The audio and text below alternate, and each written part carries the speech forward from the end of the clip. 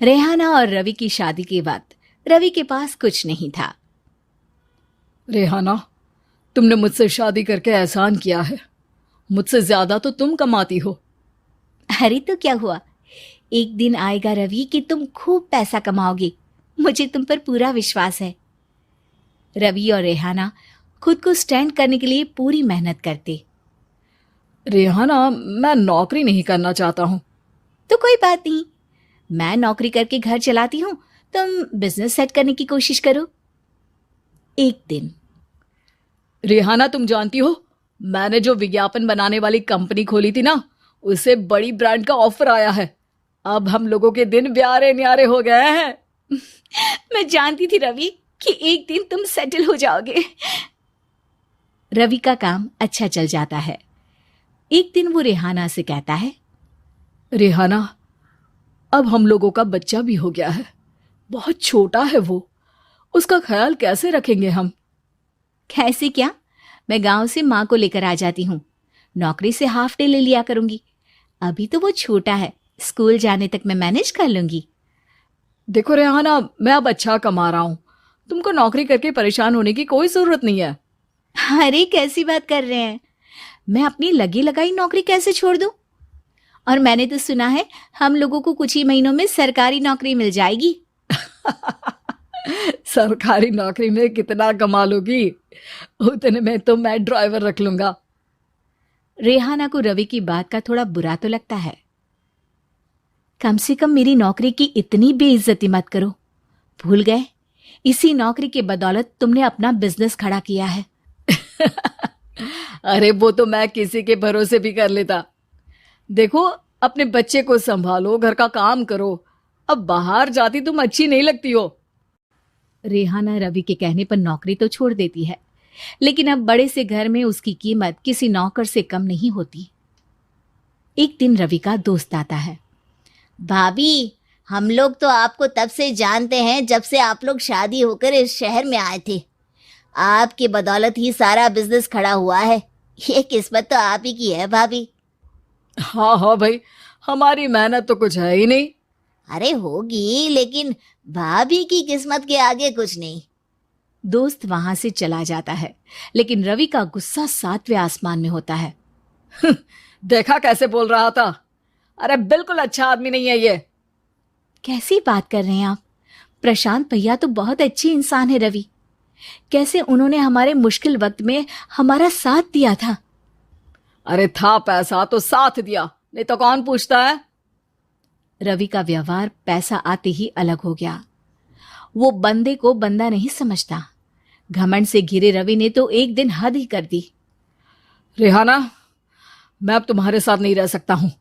क्या क्या बकवास कर रहे हो रवि? क्या कहना चाहते हो? और क्यों नहीं रह सकते तुम मेरे साथ? देखो, मुझे कोई और पसंद है और उसने साथ रहने पर बस यही शर्त रखी है कि मुझे तुम्हें तलाक देना होगा। रेहाना, जो कि एक स्वावलंबी महिला थी, उसने बिना देर किए रवि को कह दिया, कोई इश्यू नहीं, मुझे पैकिंग में 4 दिन का वक्त लगेगा, लेकिन तब तक मैं तुम्हारे साथ नहीं रहूंगी। 4 दिन के लिए तुम कहीं और शिफ्ट हो जाओ, मैं घर से निकलूंगी तो बता दूंगी। रवि घर छोड़कर चला जाता है। रेहाना को दुख होता है, वो रोती है, लेकिन व्यवहार से स्ट्रांग रेहाना को पति के वापस आने का और उसे सबक सिखाने का पूरा भरोसा था। फिर एक दिन, अरे शुशिका, कब शादी करोगी तुम मुझसे? यार मैंने तो सोचा था तुम शादी से पहले मुझे विदेश लेकर जाओगे, महंगी कार दिलाओगे। अरे सब दिला दूंगा, लेकिन पहले मुझसे शादी तो कर लो। हाँ हाँ, क्यों नहीं। मैं कुछ दिनों के लिए अपने मम्मी पापा के पास जा रही हूँ और लोगों से अपनी शादी की बात करूंगी। अरे शुशिका, कैसे रहूंगा मैं तुम्हारे बिना? अब तो शादी ही होने वाली है हम लोगों की। शुशिका रवि को छोड़कर चली जाती है। रवि घर आता है, जहां रेहाना को ना पाकर उसे सब अजीब लगता है। घर तो रेहाना के बिना कुछ नहीं है। बच्चे की याद भी आ रही है। चलो एक वीडियो कॉल कर लेता हूं। रवि रेहाना को वीडियो कॉल करता है, लेकिन रेहाना फोन नहीं उठाती। रात को सोते वक्त मन कर रहा है मुन्ने को गले लगा लूं। चलो कोई ना, शुशिका से शादी के बाद मेरे और भी बच्चे होंगे। अगले दिन रवि ऑफिस जाता है जहां टीना खड़ी होती है। सर, आपने अपने नए ऐड के लिए मॉडल की रिक्वायरमेंट डाली थी ना, मैं उसी के लिए आई हूँ। रवि टीना को देखकर खुश हो जाता है। अब शादी हो गई है तुम्हारी? नहीं सर, बस अच्छा सा हैंडसम और अमीर लड़का देख रहे हैं मेरे मम्मी पापा। रवि के दिमाग से तो टीना को देखकर शुशिका का ख्याल भी खत्म हो जाता है। अरे यार, ये लड़की मिल जाए कितनी सुंदर है। शुशिका तो इसके आगे कुछ नहीं है। अब क्या तुम्हें ऐसा नहीं लगता कि मुझसे मिलकर तुम्हारी ये खोज खत्म हो गई है?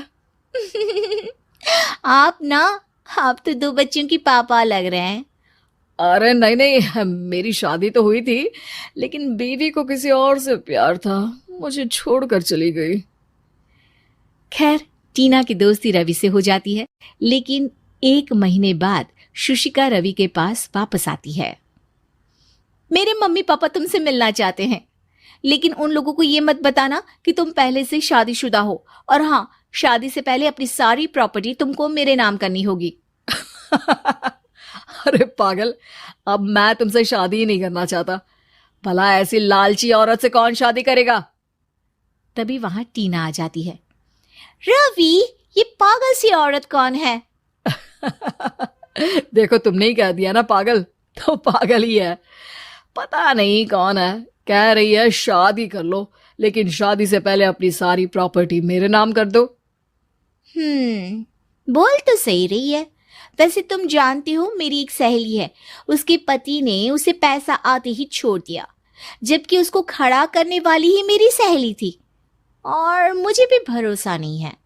अगर मैं भी तुमसे शादी करूंगी तो तभी जब तुम मेरे नाम अपनी सारी प्रॉपर्टी कर दोगे।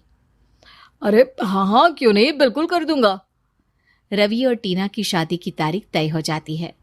वो अपनी सारी प्रॉपर्टी के कागज लेकर शादी वाली जगह पर पहुंचता है, लेकिन वहां टीना आती नहीं। रवि टीना को मैसेज करता है। कहाँ हो? सॉरी, मैं तुमसे शादी नहीं कर सकती, मुझे तुमसे भी ज्यादा पैसे वाला मिल गया। रवि को गुस्सा आ जाता है। वो गुस्से से सारा डेकोरेशन तोड़ रहा होता है कि वहां रेहाना आ जाती है। सर, क्या हो गया? क्या डेकोरेशन पसंद नहीं आई आपको? तुम यहाँ क्या कर रही हो? मैं यहाँ की डेकोरेटर हूँ। क्या आपको पसंद नहीं आई यहाँ की सजावट? रवि दौड़कर रेहाना के गले लग जाता है। मुझे माफ कर दो रेहाना। रवि रेहाना के गले लग जाता है और रेहाना टीना को थैंक्स का मैसेज करती है।